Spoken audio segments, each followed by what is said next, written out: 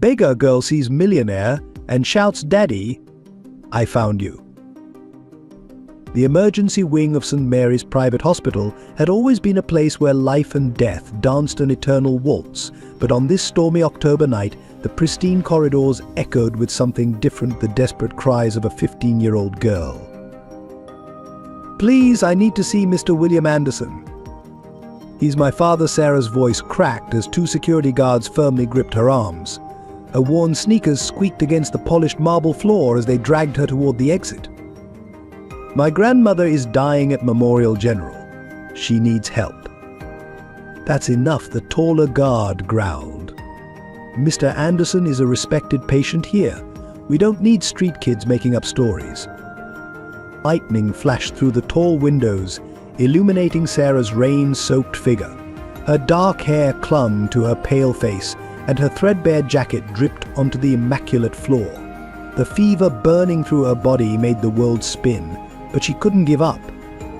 Not now. The watch she fumbled with trembling fingers at the silver pocket watch hanging from her neck. Look at the engraving. It's the Anderson family crest. Victoria Anderson, who had been watching the scene from the corridor, stepped forward with practiced elegance. Her designer heels clicked against the marble as she approached, her face a mask of practiced indifference. "Let me see that watch." The guards loosened their grip slightly as Victoria examined the antique timepiece.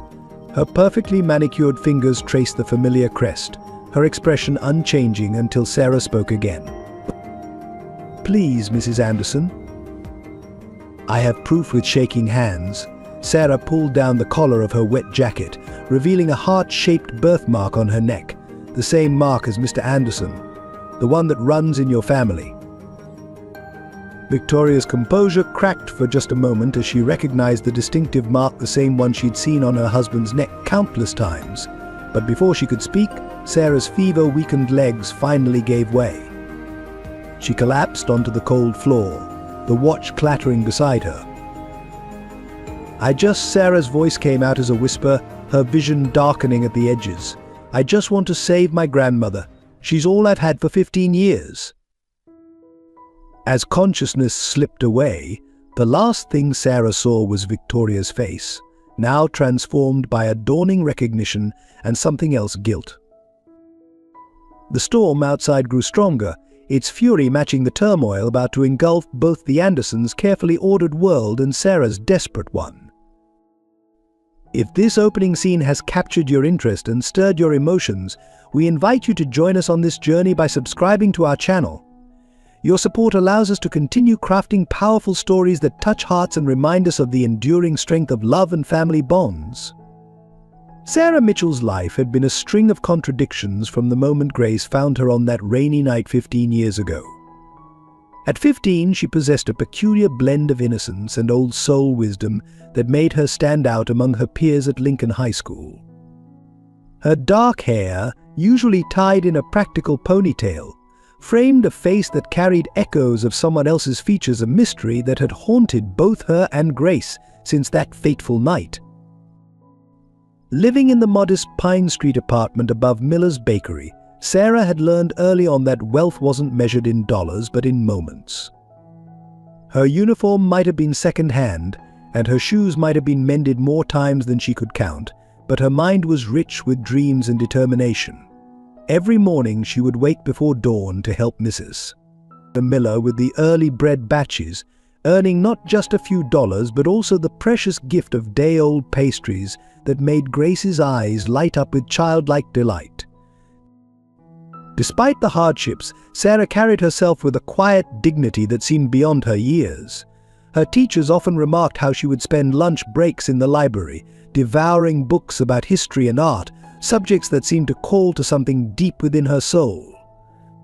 But it was her hands that told the true story of her character, slightly rough from helping Grace with her seamstress work, yet gentle enough to tend to the small window box garden where she grew herbs for Grace's tea.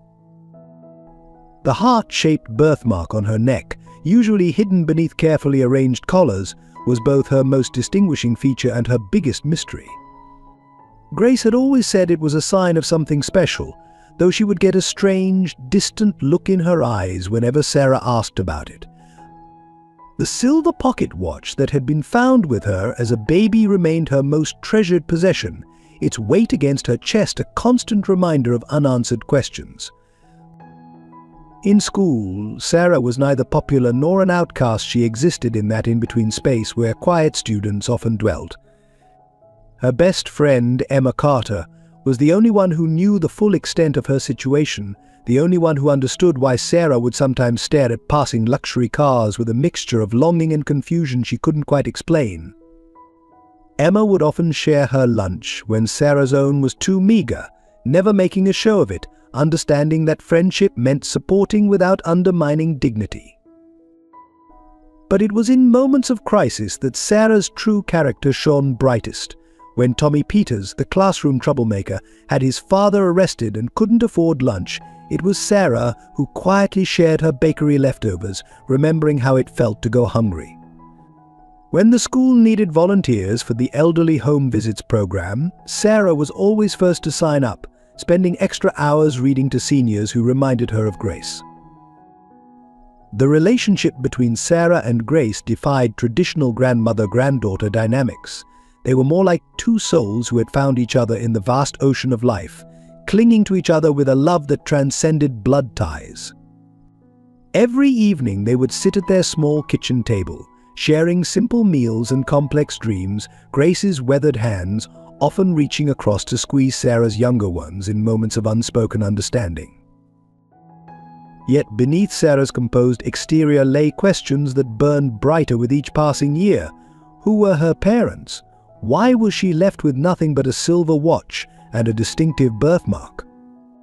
These questions whispered in the quiet moments between classes, in the late hours when sleep eluded her, in the reflections she caught in store windows of herself walking beside Grace, their physical differences a stark reminder of the mystery of her origins. But more than answers, Sarah yearned to make Grace proud, to somehow repay the unconditional love that had saved her life that stormy night. She maintained straight as despite working part-time, helped with the sewing whenever her homework was done, and never complained about their circumstances. Her dream was to become a doctor, to help others the way Grace had helped her, though she kept this dream quiet, knowing their financial reality made it seem impossible. Life in the small apartment above Miller's bakery followed a rhythm as regular as the ticking of Sarah's silver pocket watch. Every morning, Grace would wake at 5, her arthritis-riddled hands protesting as she prepared for another day at her sewing machine. Despite the pain that creased her weathered face, she never started the day without placing a gentle kiss on Sarah's forehead, a ritual unchanged since the night she found the abandoned baby on her doorstep. Their home, though modest, held a warmth that no amount of money could buy. The walls, painted in fading yellow, were adorned with Sarah's school certificates and artwork from her younger years. Grace had saved every single one, proudly displaying them as if they were priceless masterpieces.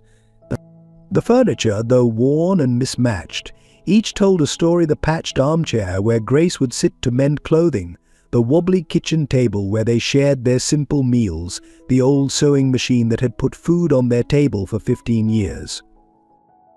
Financial struggles were a constant shadow in their lives. Each month was a careful dance of priorities: rent, utilities, food, and Grace's medications. Sarah had learned early on to read the worry lines on Grace's face when bills arrived, to understand the significance of those quiet moments when her grandmother would sit at the kitchen table late at night, calculator in hand, trying to stretch dollars beyond their natural limits. Yet somehow, Grace always managed to make their poverty feel temporary, like a challenge they would eventually overcome together.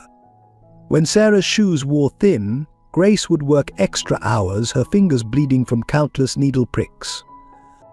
When winter came, she would transform old blankets into warm coats that looked almost store-bought, adding little decorative touches that made Sarah feel special rather than poor. Their meals were simple but served with dignity. Grace had mastered the art of turning basic ingredients into meals that filled both stomach and soul. Bean soup became a French countryside specialty. Day-old bread was transformed into Italian crostini. And when things were particularly tight, Grace would tell stories of her own childhood during dinner, making Sarah forget they were eating plain rice for the third time that week. The hardest times were when Sarah needed something for school, new books, supplies, or fees for activities. Grace would never let her miss out, even if it meant pawning her own precious items. The gold locket containing her late husband's picture had been traded away when Sarah needed a scientific calculator for math class. Though Grace had tried to hide her tears that day, Sarah had seen them, and the memory fueled her determination to someday make things right. Their evening routine was sacred homework at the kitchen table while Grace sewed, sharing stories about their day. Grace would help Sarah with English essays while Sarah would read the small print instructions on Grace's medication bottles. They would often end their days watching old movies on their second-hand TV, Grace teaching Sarah to dance in their tiny living room, laughing together as they dodged the furniture. And the neighbors in their building became an extended family of sorts. Mrs. Rodriguez from apartment 3 billion would bring extra tamales when she cooked, insisting it was too much for her family anyway. Mr. Chen from the corner store would accidentally add extra fruits to their bags, turning a deaf ear to Grace's protests. The community looked out for each other, sharing what little they had, making life's burdens a bit lighter through collective kindness. But there were dark moments, 2 nights when Grace's cough seemed worse than usual, days when the electricity would be cut off until they could scrape together enough for the bill. Sarah learned to study by candlelight, to hand-wash clothes in the bathtub when the washing machine broke down, to ignore the whispers and stares at school when her uniform became visibly worn. Through it all, Grace maintained her dignity and taught Sarah to do the same. "We might be poor in pocket," she would say, smoothing Sarah's hair with tender hands, "but we're rich in what matters most." That love sustained them through the coldest winters, the emptiest cupboards, the most difficult days. It was a love that turned their tiny apartment into a palace, their simple meals into feasts, their modest lives into something beautiful and meaningful. The silver pocket watch around Sarah's neck might have been their only item of material value, but their lives were wealthy with moments of shared joy, mutual support, and unwavering love. The silver pocket watch that hung around Sarah's neck was more than just an heirloom, it was a constant reminder of her unknown origins. Its polished surface, though scratched by time, still caught the light in ways that seemed to whisper of a grander past. The Anderson family crest, intricately engraved on its cover, had become both familiar and foreign to her over the years, like a word repeated so many times it loses meaning. Grace rarely spoke about the night she found Sarah, but certain details had emerged over the years like pieces of a puzzle that refused to form a complete picture. It had been raining, that much was certain, and the baby had been wrapped in what appeared to be expensive blankets, though soaked through. The watch had been secured around the infant's neck with a blue ribbon, and pinned to the blankets was a simple note that Grace had kept all these years. "Her name is Sarah. Please keep her safe." The heart-shaped birthmark on Sarah's neck was another piece of the mystery. Grace had noticed it immediately that first night, its distinct shape standing out against the baby's fair skin. Over the years, she'd caught Grace studying it with an expression that suggested she knew more than she was saying. Sometimes late at night, Sarah would catch her grandmother staring at old newspapers, though she would quickly fold them away when noticed. The watch itself held its own secrets. Inside the cover was an inscription so worn it was barely legible: "To my beloved son, may time bring you back to us."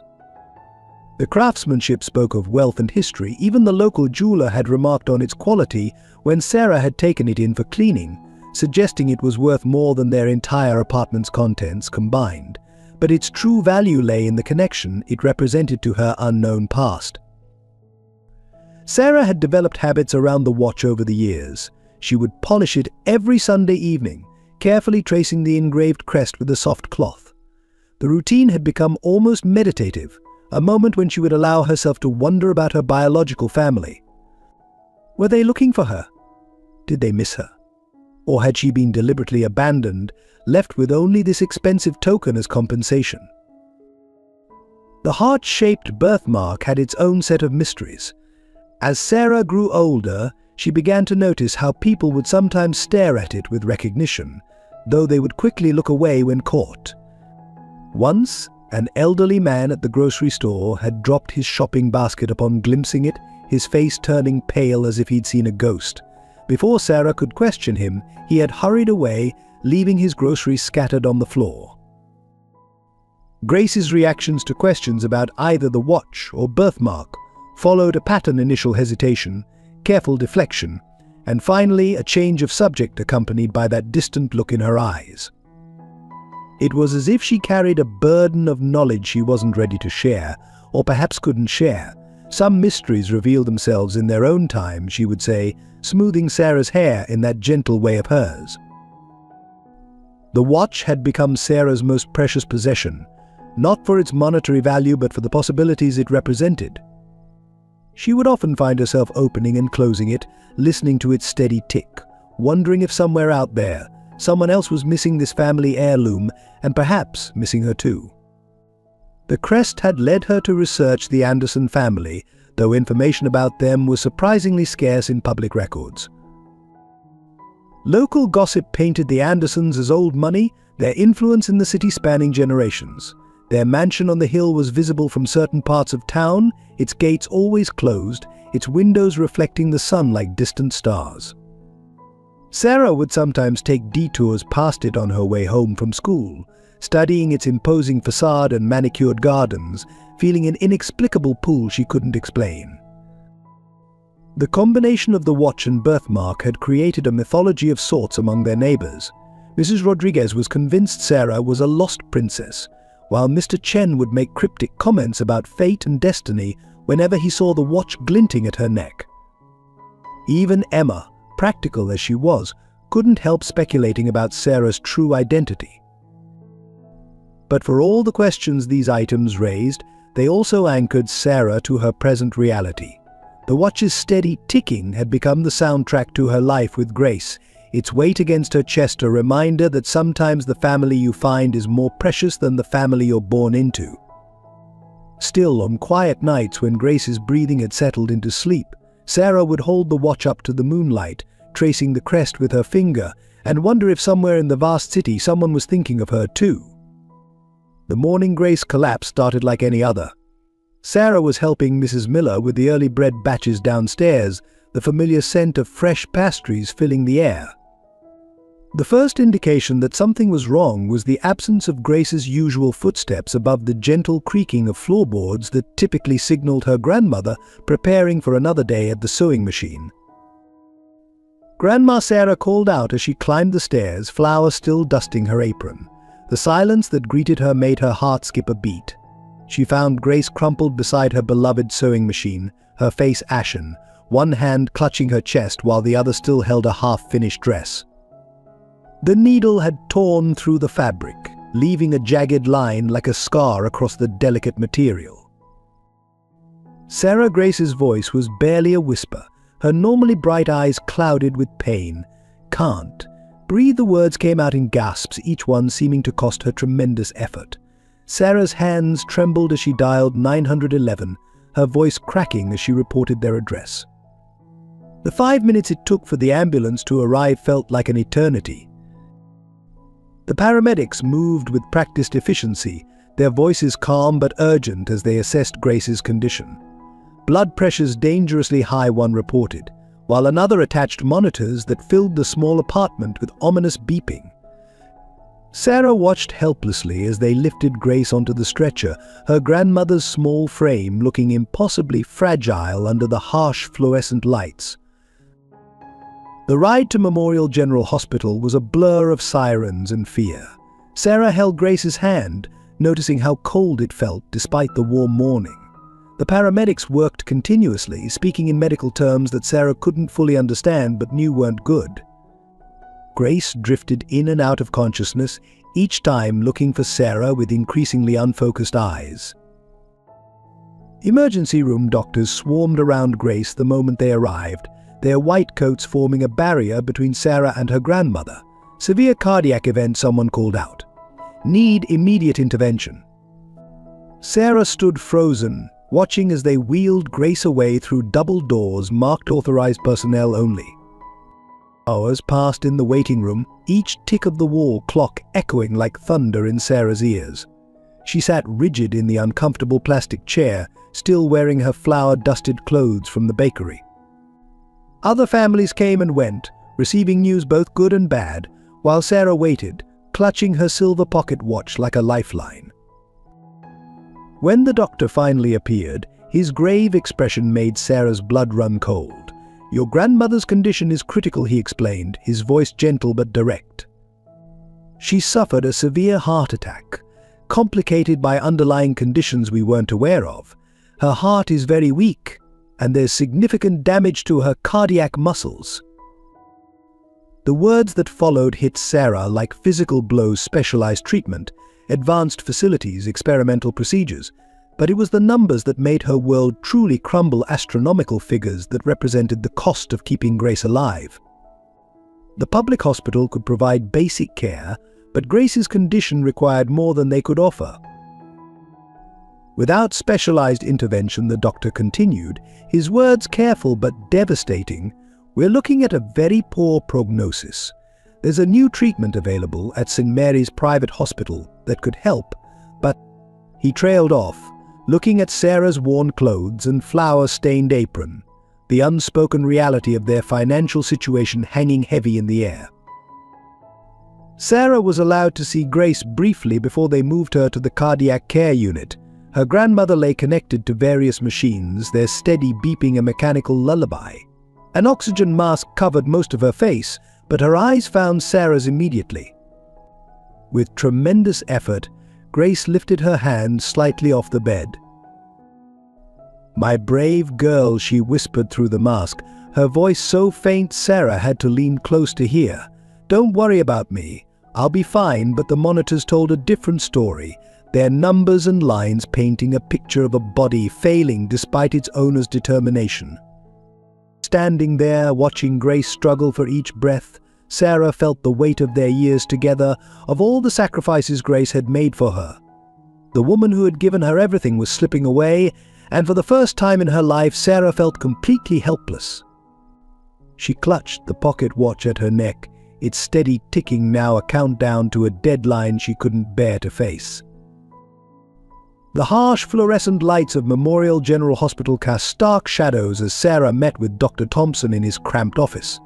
The aging doctor removed his glasses, rubbing his tired eyes as he laid out Grace's medical files on his cluttered desk. The thickness of the folder made Sarah's heart sink even before he began speaking. "Your grandmother's condition is more complicated than we initially thought," he explained, turning pages filled with charts and numbers Sarah couldn't comprehend. "The heart attack damaged significant portions of her cardiac muscle, but we've also discovered severe blockages in multiple arteries. She needs immediate intervention, but the type of treatment she requires..." He paused, choosing his words carefully. "It's beyond what we can provide here." Sarah leaned forward, her hands gripping the edge of his desk. "What do you mean? This is a hospital. You have to be able to help her." Her voice cracked slightly, betraying the fear she was trying to suppress. Dr. Thompson pulled out a brochure from St. Mary's private hospital, its glossy pages featuring state-of-the-art medical equipment and smiling doctors in pristine white coats. "There's a new procedure," he continued, "a minimally invasive technique that could repair the damage and prevent future complications. The success rate is remarkably high, but it's only available at specialized cardiac centers like St. Mary's. The procedure itself, along with the post-operative care and medications." He wrote a number on a slip of paper and slid it across the desk. Sarah stared at the figure, the zeros blurring before her eyes. The amount was more money than she and Grace had seen in their entire lives combined. "There has to be another way," she whispered, mentally calculating their meager savings, knowing it wouldn't even cover a fraction of the cost. Dr. Thompson detailed their options, each alternative sounding worse than the last. Standard treatment at Memorial General might keep Grace alive, but the quality of life would be severely diminished. She would be bedridden, dependent on medications that would drain their limited resources, with no guarantee of long-term survival. Without the specialized treatment, he said gently, we're looking at a survival rate of less than 30% over the next 6 months, and even if she survives, she'll never be able to work again. The strain on her heart would be too great. The implications hit Sarah like physical blows. No more early morning sewing sessions, no more dancing in their tiny living room, no more of Grace's determined independence that had kept them afloat all these years. The thought of her vibrant grandmother reduced to a shell of herself was unbearable.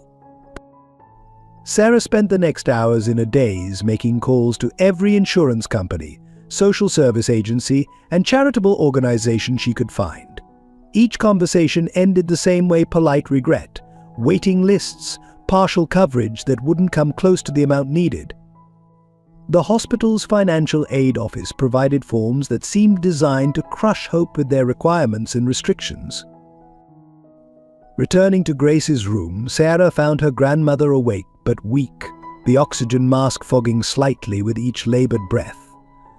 Grace beckoned her closer, her hand trembling as she reached for Sarah's. "I heard the nurses talking," she whispered, "about the cost. Promise me you won't worry about money. Promise me you'll let nature take its course." Tears spilled down Sarah's cheeks as she gripped Grace's hand. "Don't talk like that. We'll figure something out. We always do," but even as she spoke the words, she knew this was different from their usual financial struggles. This wasn't about making do with second-hand clothes or skipping meals to pay bills. This was Grace's life hanging in the balance. Later that evening, as Sarah sat in the hospital chapel seeking answers in its quiet solitude, she overheard 2 nurses discussing another patient who had received the same treatment Grace needed. "The Andersons spared no expense," one said. "Must be nice to have that kind of money." Didn't even blink at the cost.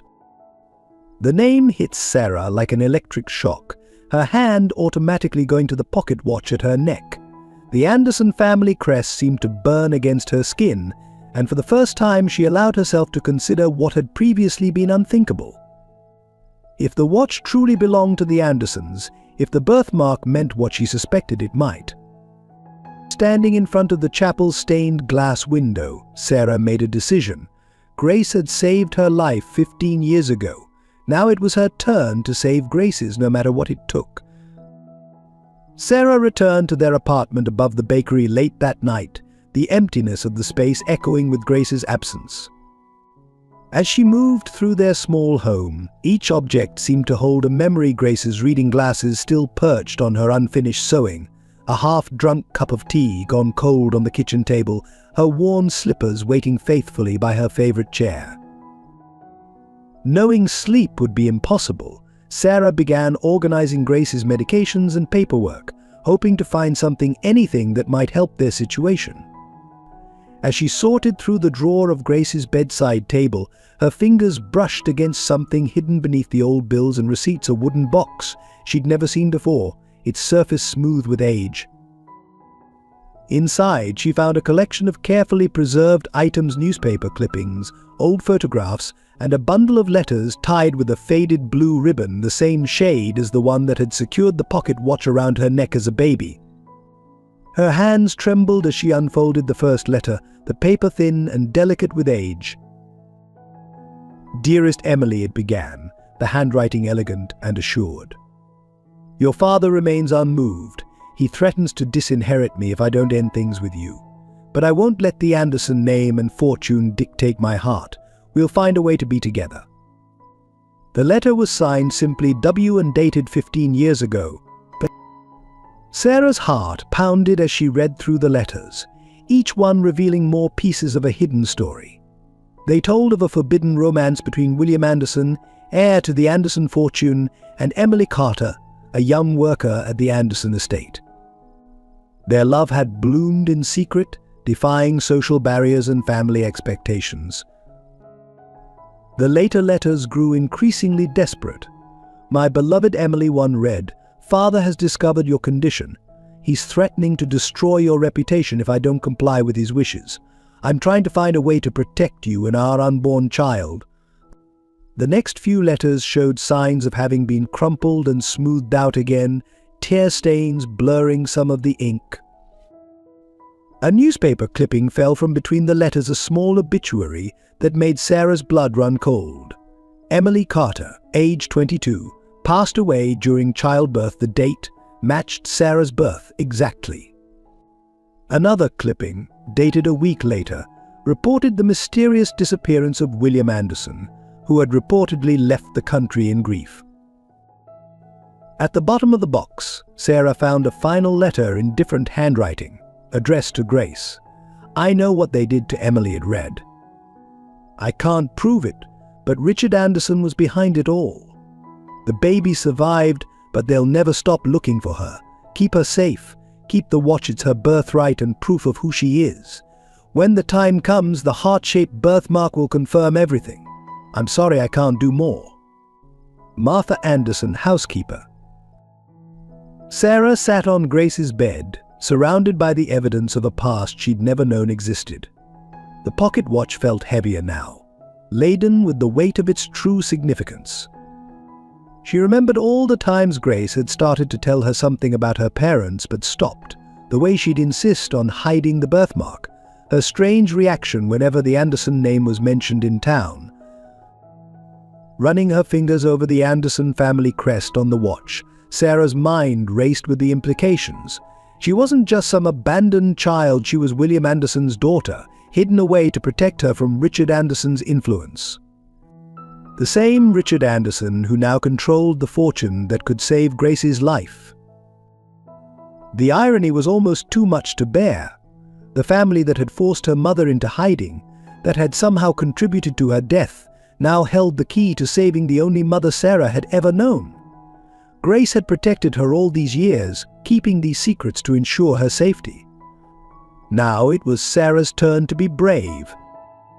Dawn was breaking as Sarah carefully returned everything to the box, except for one letter that proved William's relationship with Emily.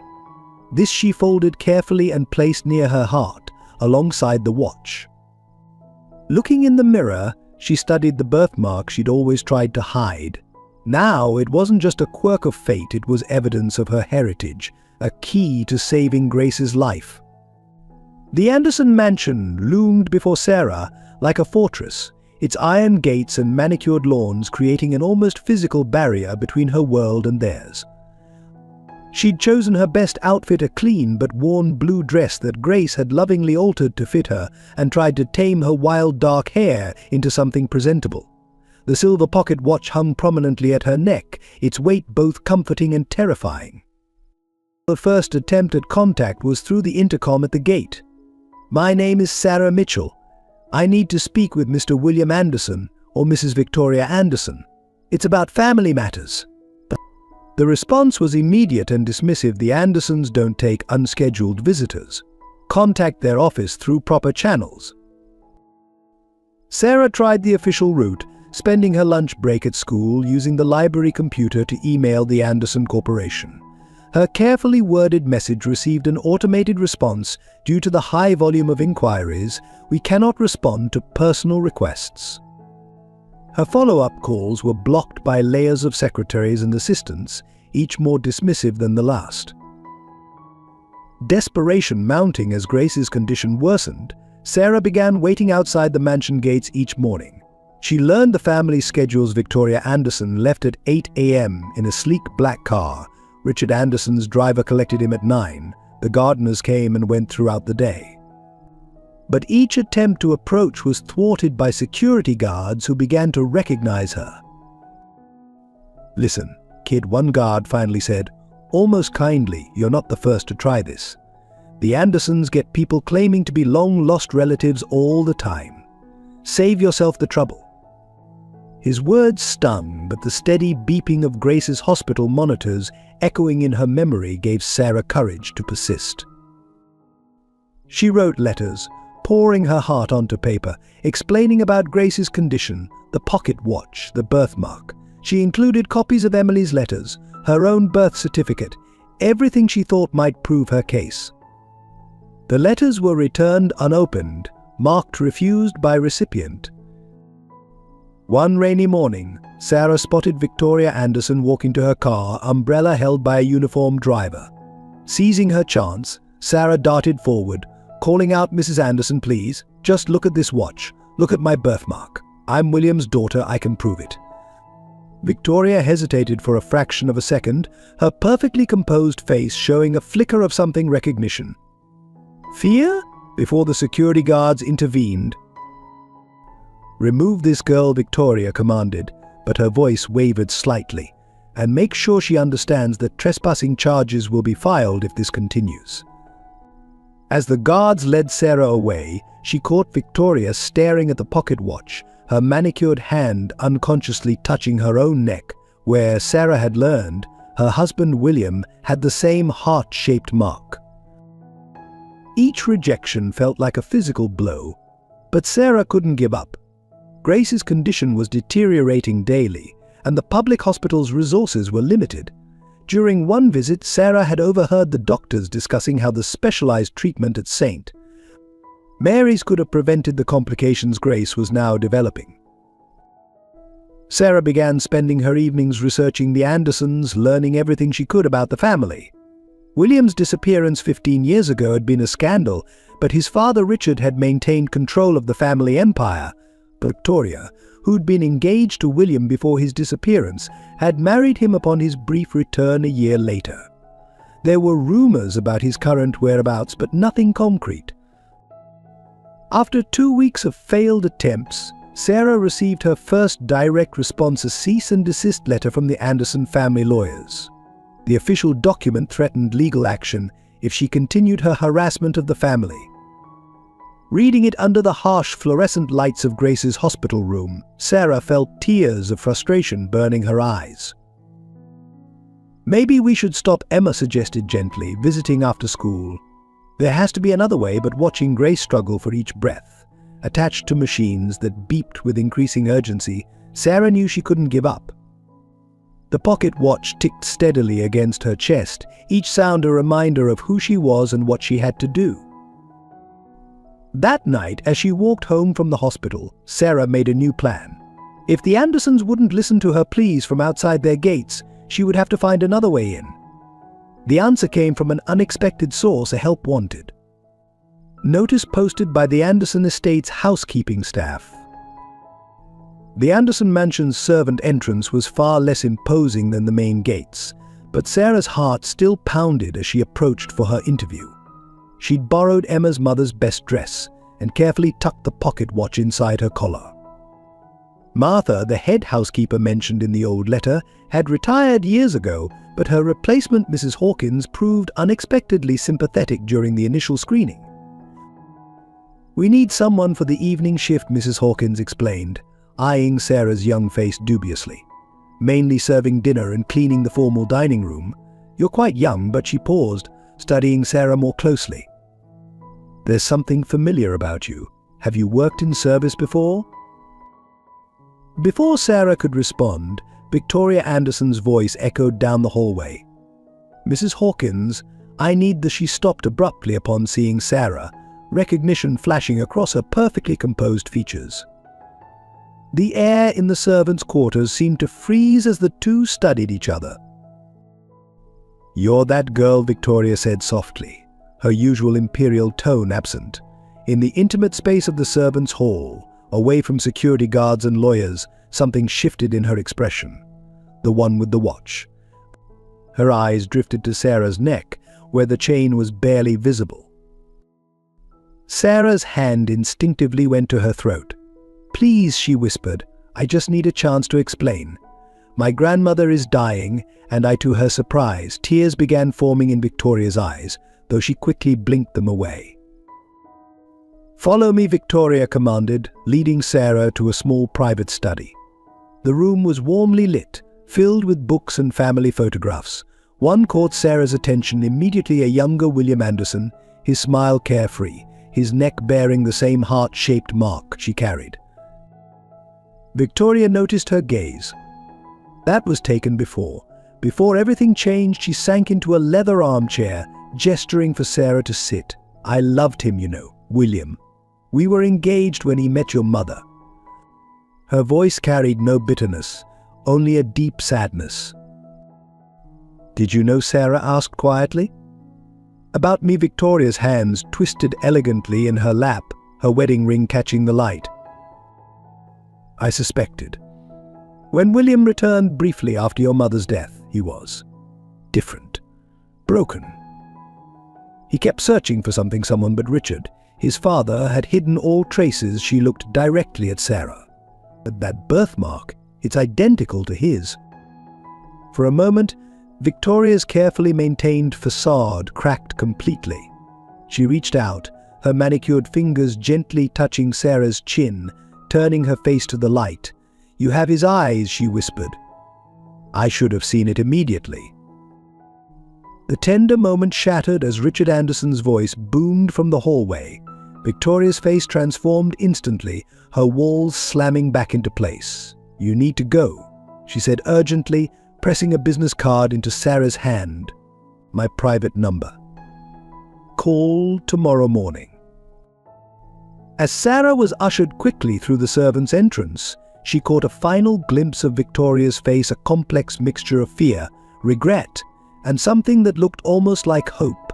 The business card felt like it was burning in her pocket, a potential lifeline for Grace.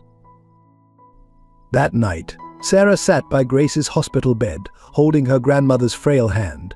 The machines beeped steadily, marking time like her pocket watch. "I met her today, Grandma," she whispered. "Victoria Anderson. She saw him in me, maybe now." Her hopes were shattered the next morning when she called the number. Victoria's voice was once again cold and distant. "I've discussed it with Richard. We cannot help you. Please don't contact us again." The line went dead before Sarah could respond. Later that day, a package arrived at the hospital, an envelope containing enough money for 1 week of Grace's basic care at Memorial General, but nowhere near enough for the treatment at St. Mary's. The note inside, written in Victoria's elegant hand, read simply, "I'm sorry. This is all I can do." Sarah stood at the hospital window, watching the sunset paint the sky in shades of orange and pink. The money in the envelope represented both kindness and defeat, enough to show Victoria cared, but not enough to truly help.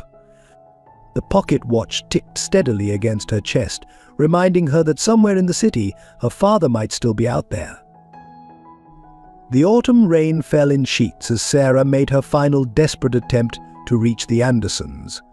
Grace's condition had deteriorated rapidly, and the doctors had given her days, perhaps hours, without the specialized treatment. The money Victoria had sent was nearly gone, spent on basic medications that merely prolonged the inevitable. Standing outside the Anderson mansion's gates, soaked to the skin, Sarah felt a fever building in her own body. The nights spent sleeping in hospital chairs, the meals missed to save money, and the emotional strain had taken their toll. But she couldn't give up, not while Grace still fought for each breath. "Mr. Anderson," she called out, her voice carrying across the manicured lawns. "Please, just listen to me." Security cameras swiveled to focus on her, and she could see lights coming on inside the mansion. Richard Anderson's imposing figure appeared at a window, then vanished quickly into the depths of the house. The front door opened, and Richard Anderson himself emerged, flanked by security guards. He strode purposefully toward the gates, his expression thunderous. "You become a nuisance, young lady," he called out, his voice cutting through the rain. "I've been patient, but this ends now." Sarah pulled out the pocket watch, holding it up like a shield. "This belonged to your son. Look at it, really look at it." The inscription inside, the family crest, the rain, made the silver surface gleam under the security lights. Richard's face changed for a moment, recognition flickering in his eyes. "William's watch," he muttered, almost to himself. Then his expression hardened. "Which you must have stolen. Guards, call the police. This girl is a thief." The guards reached for their phones, but Sarah wasn't finished. She pulled down her collar, exposing the birthmark. "Explain this then," she challenged, her voice growing stronger. "The same mark William has had, the same mark that runs in the Anderson family for generations. You know who I am, you've always known." Lightning flashed dramatically, illuminating the scene. Victoria appeared in the doorway, drawn by the commotion. "Richard, please," she called out. "Look at her, really look at her. She's his daughter." We all know it's true. Her voice carried a note of defiance that seemed to surprise even her. Richard spun toward his wife, rage distorting his features. "Be quiet. You know nothing." But Victoria was already walking toward them, her designer clothes becoming soaked in the rain. She reached through the gates, touching Sarah's face gently. "She has his eyes, Richard. His smile. You can't deny it anymore." Victoria's voice was soft but firm. "William would want us to help her." "William?" Richard laughed bitterly. "William abandoned this family, ran off with that maid. And now her bastard child appears, wanting our money." He turned to Sarah, his voice venomous. "Your mother seduced my son, tried to trap him with a pregnancy. She got what she deserved." The words hung in the air like poison. Sarah felt as if she'd been slapped. "What did you do to my mother?" she whispered, sudden understanding dawning. "What did you do to Emily Carter?" Richard's face went pale, then red with fury. "Guards, remove this girl immediately, and if she returns, arrest her for trespassing." He turned on his heel, grabbing Victoria's arm roughly. "And you will discuss your disloyalty later." As the guards approached, Sarah made one final, desperate plea. "I don't care about your money or your name. My grandmother is dying, the woman who raised me when your family threw me away. She needs treatment at St. Mary's, treatment only you can afford. Please, she's all I have." Richard paused but didn't turn around. "We are not responsible for some woman who took in a stray. Your grandmother's condition is not our concern with that." He dragged Victoria back toward the house, leaving Sarah in the rain. The guards' hands were gentle as they led her away from the gates. One of them quietly pressed a tissue into her hand. "I'm sorry, miss," he whispered. "I remember your mother. She was kind to everyone here." Sarah stood on the sidewalk, rain mingling with her tears, watching the mansion's lights go out one by one. Her fever was rising, her body trembling with cold and exhaustion. But in her heart, a new determination was forming. If the Andersons wouldn't help willingly, she would find another way. Grace had never given up on her, she wouldn't give up on Grace. The next week passed in a blur of increasingly desperate attempts to reach the Andersons. Sarah's fever, rather than subsiding, grew worse with each passing day. The wet cough that had started after the rainy confrontation at the mansion deepened, rattling in her chest like loose change. Still, she persisted. She began camping out in front of St. Mary's private hospital, knowing the Andersons had regular medical checkups there. The security guards, who initially tried to remove her, gradually became sympathetic to her presence. One of them, an older man named Frank, would sometimes bring her coffee in the early mornings. "You remind me of someone," he said one dawn, watching her suppress another coughing fit. Had the same look in her eyes, determined, like nothing could stop her. He paused, studying her face. "Emily Carter. Used to work at the Anderson estate. You're her daughter, aren't you?" Sarah's eyes widened. "You knew my mother." The coffee cup trembled in her shaking hands. Frank nodded slowly, his weathered face softening with memory. "Sweetest girl you'd ever meet. Worked in the mansion's library, keeping everything organized. William Anderson would spend hours in there, claiming to read. We all knew better." He smiled sadly. "When she disappeared, things changed. William was never the same." Sarah learned more about her mother in those early morning conversations than she had in 15 years. Emily had been brilliant, working at the mansion to save money for college. She'd loved poetry, always carrying a small book of verses in her pocket. The romance with William had bloomed slowly, built on shared books and quiet conversations. The day Richard Anderson found out Frank continued, everything fell apart. Emily was already pregnant by then.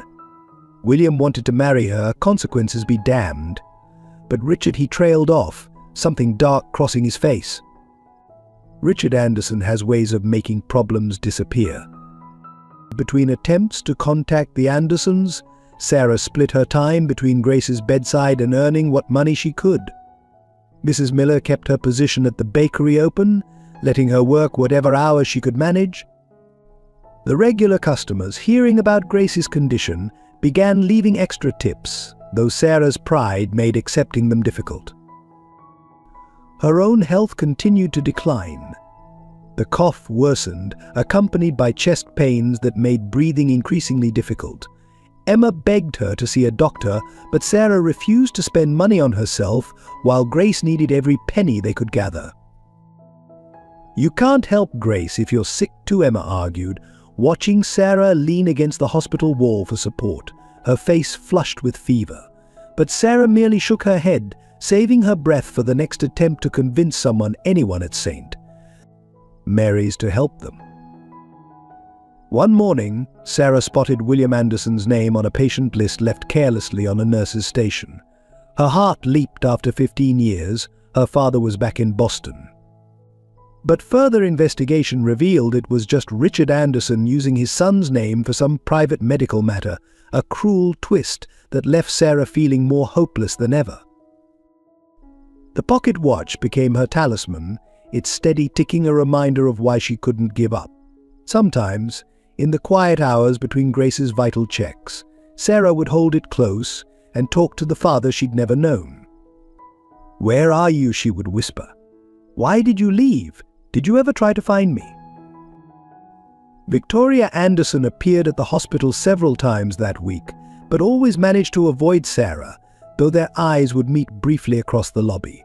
Once, Sarah caught her making a furtive phone call, speaking in hushed tones about William and his daughter. But security interrupted before she could hear more. As her fever climbed and her cough deepened, Sarah began to experience moments of disorientation. During one such episode, she thought she saw William Anderson himself walking through the hospital corridor, but when her vision cleared, there was only an empty hallway. "Your mother never gave up either," Frank told her one morning, pressing another cup of coffee into her trembling hands. Not until the very end his words, meant as encouragement, carried a warning Sarah chose to ignore. She couldn't afford to think about endings, not while Grace still had a chance. Martha Henderson had served the Anderson family for over 30 years before her retirement, and the habits of discretion died hard. When she first spotted Sarah outside the mansion gates, the girl's resemblance to Emily Carter had stopped her heart for a moment. Now, watching from her small apartment window across from St. Mary's Hospital, she knew she could no longer remain silent. "Come inside," Child Martha called out to Sarah one particularly cold morning. "Before that cough of yours gets any worse." Her small apartment smelled of cinnamon and fresh bread, reminding Sarah painfully of home. Martha's keen eyes took in Sarah's feverish appearance, the way she struggled to catch her breath. "You look just like her," Martha said softly, setting a cup of hot tea in front of Sarah. Emily. She had that same way of lifting her chin when she was determined about something. Her hands trembled slightly as she reached for an old photo album. "I've been watching you these past weeks, trying to decide what to do." Inside the album were carefully preserved photographs that made Sarah's heart skip. Emily Carter, young and beautiful, arranging books in the Anderson library. William Anderson, looking at her with undisguised adoration. The two of them in the garden, unaware they were being photographed, their happiness radiating from the faded images. "I was there through all of it," Martha explained, her voice heavy with old grief. "The secret meetings, the hidden letters. When Richard found out about the pregnancy, I helped them plan their escape. But something went wrong." She closed her eyes, remembering. Richard had his men following them. They caught up at the hospital where Emily was giving birth. Sarah learned how Martha had tried to protect her mother, how she'd arranged for Grace, then a hospital cleaner, to take the baby to safety. Your mother's last words were your name, Martha revealed, tears in her eyes. She made me promise you'd be safe from Richard. William. He disappeared that night. Some say Richard sent him abroad, others think worse. The old housekeeper reached into a drawer, pulling out a key ring. The service entrance, she explained, and the library where your parents fell in love. Richard never changed the locks, too confident in his own power. Her eyes met Sarah's. I can get you inside, give you access to Richard's private papers. There might be something there to help your case. Despite her illness, Sarah felt hope flickering to life. Why are you helping me now, she asked. Martha's answer was simple: because I should have done more 15 years ago. And because Grace Stevens saved you when I couldn't save your mother. Over the next few days, Martha provided more than just keys. She shared inside knowledge of the mansion's routines, the staff schedules, Richard's habits. She knew which floorboards creaked, which security cameras had blind spots when the guards changed shifts. Richard keeps his most important papers in the library desk, Martha explained, sketching a rough map. Third drawer down, false bottom. He thinks no one knows about it, but I've cleaned that room for 3 decades. She smiled grimly. A good housekeeper knows everything that happens in her house. Sarah's fever worried Martha, who tried to convince her to rest, to wait until she was stronger. But Grace's condition was deteriorating too rapidly for delay. Each visit to the hospital showed her grandmother growing weaker, the machines working harder to keep her alive. At least let me give you something dry to wear, Martha insisted, pulling out what looked like new clothes. At Sarah's questioning look, she explained, I've been buying things over the years. Things I thought Emily's daughter might need someday, just in case. The care with which Martha had preserved these memories, had prepared for a moment she wasn't sure would ever come, brought tears to Sarah's eyes. Here was someone else who had loved her mother, who had carried the weight of that tragic night for 15 years. Tomorrow night, Martha decided, checking her calendar.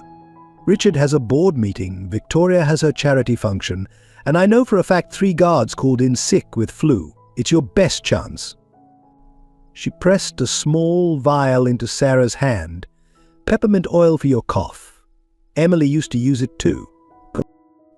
As Sarah left Martha's apartment, the old housekeeper called after her softly, you have her courage, you know, and his determination. Don't let Richard win again. The words followed Sarah into the gathering darkness, strengthening her resolve despite her fevered shivers. The pieces of Sarah's connection to the Anderson family began falling into place like a complex puzzle. In the week following Martha's revelations, evidence seemed to appear from unexpected sources, each new discovery making the connection harder to deny. Dr. Thompson at Memorial General, reviewing Grace's old records, found a notation from the night Sarah was brought in as a baby. Infant delivered at St. Mary's Private Hospital, he read aloud, frowning. Transferred under unusual circumstances. Attending physician Dr. James Morrison, the same Dr. Morrison who had been the Andersons' family physician for decades. Emma, determined to help, spent hours in the public library's newspaper archives. She discovered a small article from 15 years ago, Anderson Air Cancels Society Wedding, Family Cites Health Concerns. The date coincided exactly with the time William had disappeared. More telling was the photo accompanying the article, William at a charity gala, the heart-shaped birthmark visible above his collar. The hospital staff at St. Mary's began noticing too. An elderly nurse, Sister Margaret, pulled Sarah aside one morning. I was there the night you were born, she whispered, glancing around nervously. Such a commotion, men in dark suits everywhere, and poor Emily, she crossed herself, unable to continue. Even the mansion's current staff started treating Sarah differently. The gardener, trimming hedges near the gate, would pause to study her face. You have the same way of standing, he observed quietly. Just like Mr. William, one hand in your pocket, head tilted slightly. Can't be taught, that sort of thing. Martha provided the most compelling evidence from her years of careful observation. She brought out William's old journals, secretly preserved from Richard's attempts to erase all traces of that time. The entry spoke of his love for Emily, his plans for their future, his excitement about becoming a father. "Look at this," Martha said one evening, showing Sarah a sketch William had made. It showed a young woman, Emily, reading in the library, her hand unconsciously touching a heart-shaped mark on her child's neck in the margins. The date was just weeks before Sarah's birth. The pocket watch, when Martha examined it, revealed more secrets. This was William's grandfather's, she explained, opening a hidden compartment in the case that Sarah had never discovered. Inside was a tiny photograph of William and Emily, clearly in love, clearly expecting a child. Victoria Anderson's behavior, too, seemed to confirm Sarah's identity. The staff reported hearing arguments between her and Richard, words like responsibility and William's child echoing through the mansion's halls. Once she was seen placing flowers at Emily's unmarked grave, roses matching those from the Anderson gardens. But Frank, the security guard, contributed his own memories. "The night you were born," he recalled, "William was frantic to get into the hospital. Richard's men held him back. He kept shouting about his baby, his daughter. Next day he was gone, and we were all told never to speak of it." Sarah's own appearance provided daily proof. As her fever worsened, her features seemed to sharpen, making her resemblance to William even more striking. The same deep brown eyes, the same determined set of the jaw, even the same habit of running fingers through her hair when worried. Dr. Morrison himself finally broke his silence, though he refused to put anything in writing. That night, he told Sarah during a chance encounter in the hospital corridor, "Your father tried everything to reach your mother. Richard's men were too many." The next thing we knew, William had vanished overseas, and Emily. He shook his head sadly. Some secrets eat at a man's conscience. The most startling evidence came from an unexpected source. One of Richard's own security guards, moved by Sarah's dedication to Grace, anonymously delivered copies of old security footage. The tapes showed William and Emily in happier times, but more importantly, they showed Richard's rage upon discovering the pregnancy, his threatening gestures, his harsh words about taking care of the problem. Each new piece of evidence seemed to draw Sarah closer to the truth while simultaneously highlighting the walls Richard had built to keep her out. The proof of her identity was overwhelming, yet Richard's power and influence kept justice at bay. The morning Sarah's body finally betrayed her dawned cold and grey. 3 weeks of sleeping in hospital chairs, irregular meals, and constant stress had taken their toll. Her fever, which had been steadily climbing, reached dangerous levels, and the cough that had started in the rain outside the Anderson mansion had developed into full-blown pneumonia. Still, she dragged herself to St. Mary's private hospital, knowing William Anderson had an appointment that day. Martha's intelligence had been reliable. His name was on the patient list, though Sarah's fever-addled mind couldn't be sure if this was just another instance of Richard using his son's name. "You look like death warmed over," Frank said gently, pressing a cup of hot coffee into her trembling hands. She could barely hold it, her fingers shaking so badly that the liquid sloshed over the rim. The security guard's face creased with concern. "Maybe it's time to go home, get some rest." "Can't," Sarah whispered, her voice raw from coughing. Grace needs she couldn't finish the sentence before another coughing fit doubled her over. When she pulled her hand away from her mouth, there were spots of red on her palm that she quickly wiped away, hoping Frank hadn't noticed. The morning crawled by with no sign of either William or Richard Anderson. Sarah's vision began to blur around the edges, the hospital's pristine white walls seeming to pulse in time with her racing heart. The pocket watch felt impossibly heavy against her chest, its ticking growing louder in her ears until it drowned out everything else. At noon, Victoria Anderson's sleek car pulled up to the hospital entrance. Sarah pushed herself off the bench where she'd been resting, but her legs buckled beneath her. She caught herself against the wall, leaving a sweaty handprint on the immaculate surface. "Mrs. Anderson," she called out, but her voice emerged as barely a whisper. Victoria turned, her perfect composure faltering as she took in Sarah's condition. For a moment, genuine concern flashed across her face, but then Richard appeared behind her, and her expression shuttered closed. Sarah tried to step forward, to make one last plea, but the world tilted sideways. The fever that had been building for weeks finally reached its peak, sending waves of fire through her body. The medical terms she'd overheard in Grace's hospital room floated through her mind: bilateral pneumonia, respiratory distress, critical condition. Please, she managed to gasp, reaching out toward the Andersons. Grace is dying. But the rest of her words were lost in another violent coughing fit that brought her to her knees. Through watering eyes, she saw Victoria take an instinctive step toward her, only to be held back by Richard's iron grip on her arm. The world began to fade in and out, like a badly tuned television. Sarah was vaguely aware of voices around her, Frank calling for medical help, Victoria's muffled protest, Richard's cold commands to leave the girl alone.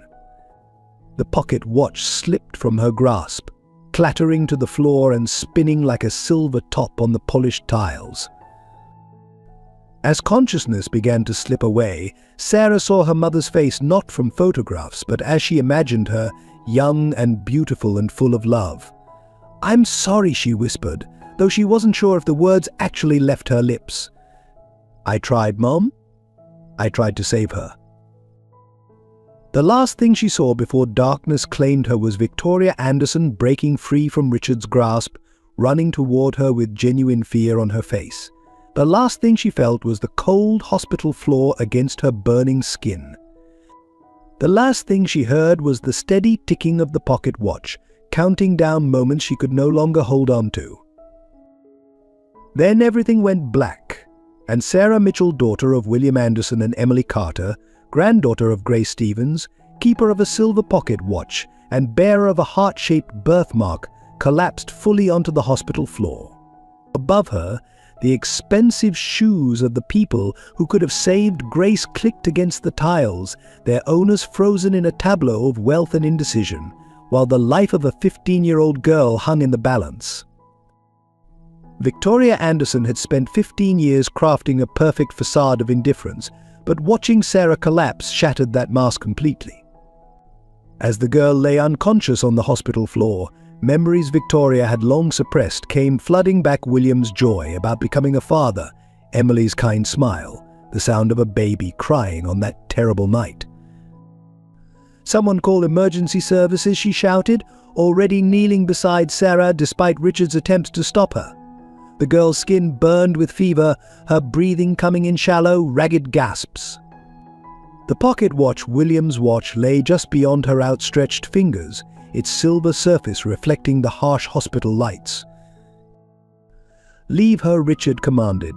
This is exactly the kind of spectacle she wanted to create, but Victoria wasn't listening. She was staring at Sarah's face, seeing for the first time how the girl's features mirrored William's in sleep, the same curve of the jaw, the same dark lashes against pale skin. Frank, the security guard, was already calling for help. "Temperatures dangerously high," one of the responding nurses reported. "Severe pneumonia, possible sepsis." The medical terms fell like accusations on Victoria's ears. This child, William's child, had made herself sick, trying to save her grandmother while they had turned their backs. "She needs immediate treatment," the doctor announced after a quick examination. "ICU care, aggressive antibiotics." He looked up at Victoria, who was still cradling Sarah's head. "Does she have family we should contact?" The question hit Victoria like a physical blow. Family. This girl was William's daughter, which made her family. All these weeks, they'd rejected her, forced her to beg, watched her deteriorate while they hid behind lawyers and security guards. "I'm her stepmother," Victoria heard herself say, the words emerging before she could stop them. Richard's sharp intake of breath behind her meant there would be consequences, but for once she didn't care. "Treat her. Whatever she needs, I'll take full responsibility." The next hours passed in a blur of activity. Sarah was rushed to the ICU, connected to machines that breathed for her while antibiotics fought the infection raging through her system. Victoria remained by her bedside, ignoring Richard's increasingly angry calls and messages.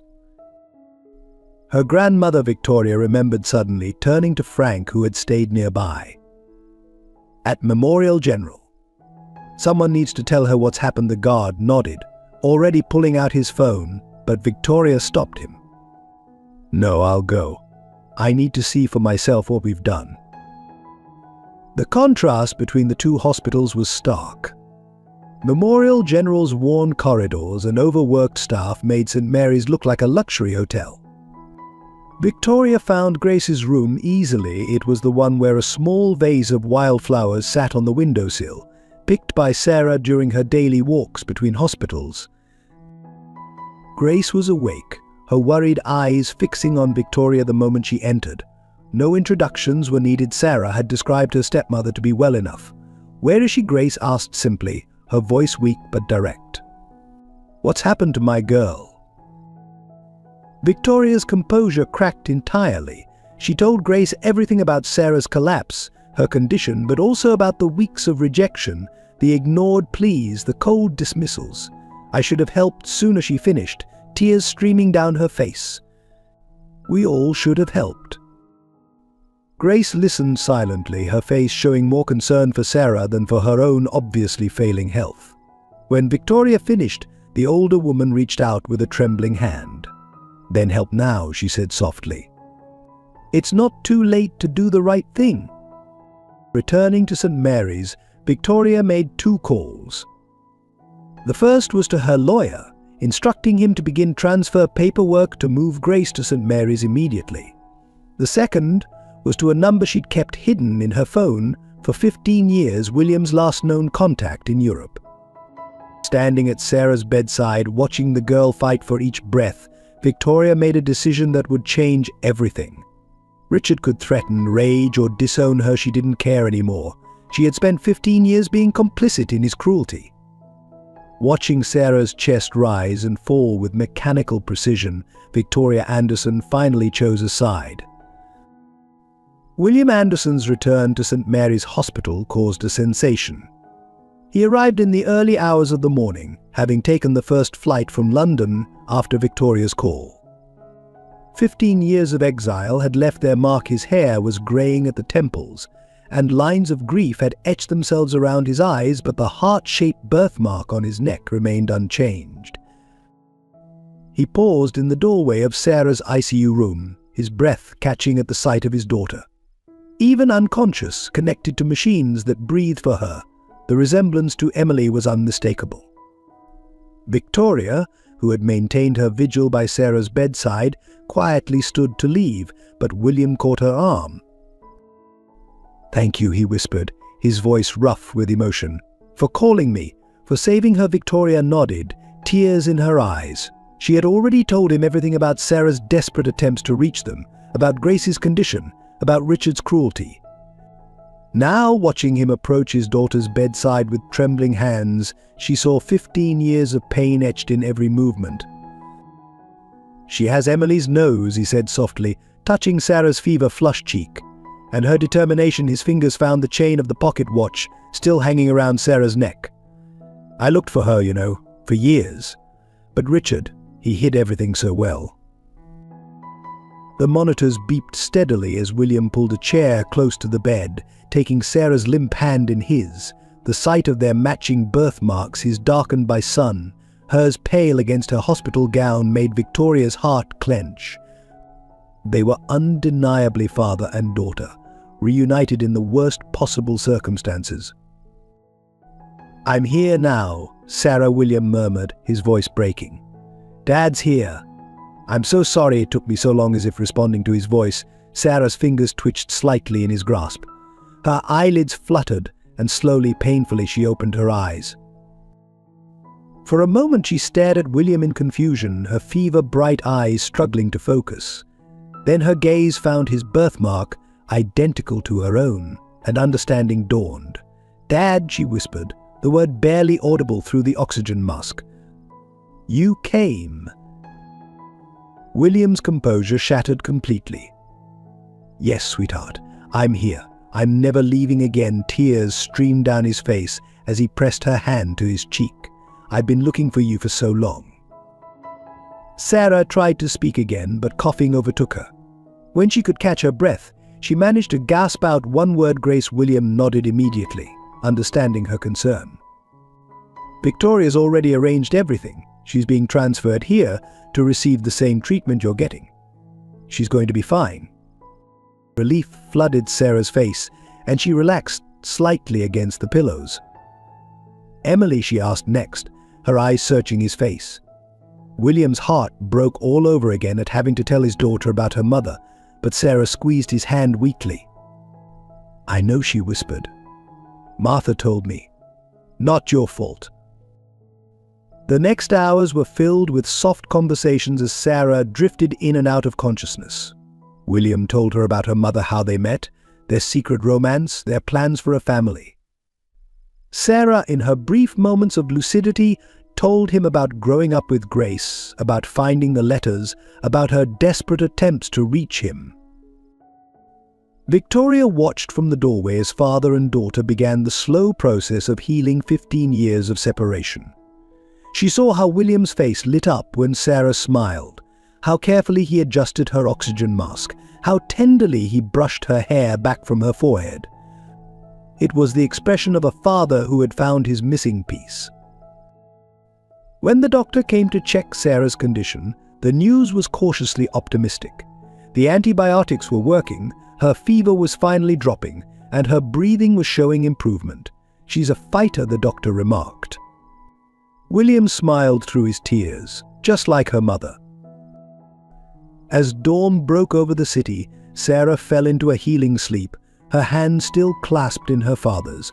The pocket watch ticked steadily on the bedside table, no longer a mystery but a bridge between past and present, between loss and reunion. William Anderson sat guard over his daughter's sleep, making up for 15 years of missed moments, while outside the door, Victoria began the process of making things right.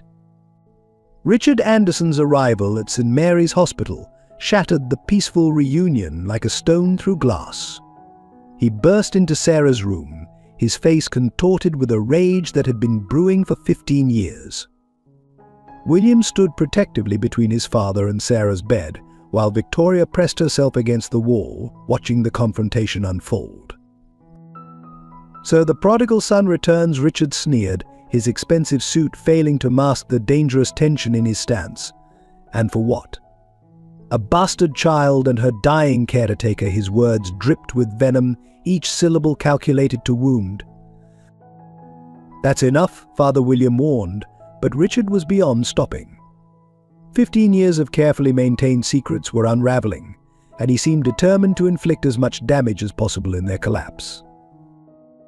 "You want to know what really happened that night?" Richard's voice dropped to a dangerous whisper. "Why your precious Emily died, why you were forced to leave. Let me tell you exactly what I did to protect the Anderson name from disgrace." Sarah, though weak, pushed herself up in the hospital bed, her eyes fixed on her grandfather. The monitors beside her beeped faster, reflecting her rising distress. William tried to stop his father, but Richard continued, his confession spilling out like poison. "I had her followed, your Emily. Had my men watch her every move once I discovered she was pregnant. When she went into labor, it was simple enough to ensure she was taken to a specific hospital, with a specific doctor who owed me considerable favors." He smiled coldly. "Complications in childbirth are so tragically common, aren't they?" The room fell deadly silent except for the steady beeping of Sarah's heart monitor. Victoria's hand flew to her mouth in horror, while William's face drained of all color. You murdered her?" he whispered, his voice shaking with rage and grief.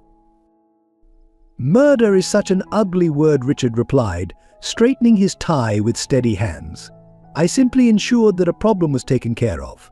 The child wasn't supposed to survive either, but that interfering nurse Grace Stevens smuggled her out before my men could complete their task." Sarah's monitors began beeping more rapidly as she struggled to breathe, the shock of Richard's revelation affecting her already weakened state. William moved to comfort her, but Richard wasn't finished. "And you, my dear son," he continued, his voice dripping with false sympathy. "You were so easy to manipulate in your grief.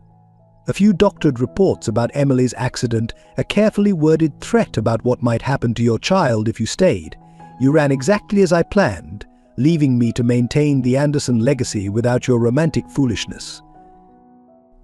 The full horror of Richard's actions hung in the air like a physical presence. Years of manipulation, calculated cruelty, and cold-blooded murder, all to protect his notion of family honor. William's hands clenched into fists, his entire body trembling with suppressed rage. "You took everything from me," he said, his voice deadly quiet. "My love, my child, my life.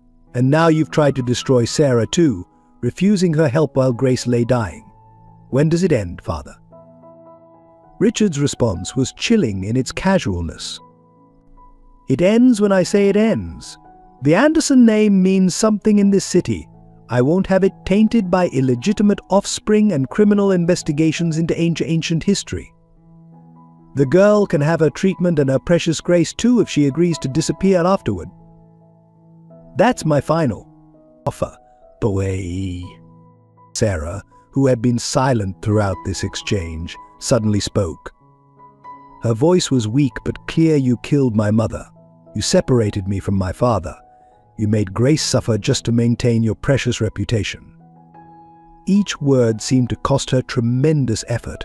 "You're not offering mercy, you're trying to buy your way out of justice." Richard's face darkened dangerously. "You're just like your mother, too stupid to know when to take a good deal." He took a step towards Sarah's bed, but William moved to block him, father and son facing each other in a standoff 15 years in the making. The truth was out now, hanging in the hospital room like a thundercloud about to break. Richard Anderson had orchestrated not just a death, but 15 years of separation and suffering, all in the name of family pride. The question of what would happen next balanced on a knife's edge, as delicate as Sarah's recovering health, as precious as Grace's chance for survival.